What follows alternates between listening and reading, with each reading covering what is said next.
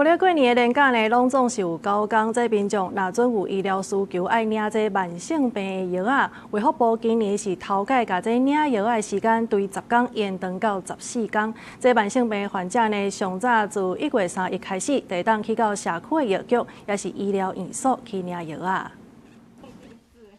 后个月2月就要过年啊！过年期间，民众上惊要看医生，也是领药啊，病院也是药局无开。从过年2月14至22有9天的年假，卫福部今年头届甲慢性病处方针，过年前提早领药的时间对10天延长到14天。慢性病患者上早自1月31开始，就通到社区药局也是医疗院所去领药啊。也若是像感冒发烧、胃肠的问题等等，全国有13个紧急症中心，互民众免拢走对急诊。那这3个中心在春节期间呢，除了除夕跟初五以外，其他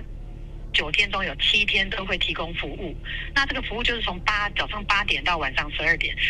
药师工会联合会提醒讲，针对慢性病处方针安全领药啊，毋是讲看药单建议的领药啊，日期压伫咧过年期间得通提早领，这定定会造成误会。实务上是对民众药啊食了的时间，若是伫咧过年期间才通提早14天领。药师嘛表示，若准病院伤远，其实民众嘛通到社区药局来领慢性病处方针的药啊，毋过着爱先问看需要的药啊，药局敢有。 比如说，医师开药的日期好，然后他这是开慢签，是开28天的时间，好，所以说上次领药的那一天日期去加28天，这日期假设是落在过年期间，就是2月14到2月22之间，那这张处方笺就可以从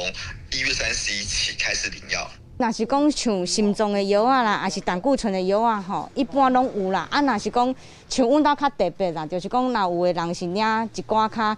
精神科的药，也是讲困眠的药啊，这阮就无囥啊，阮拢是收到单的时阵，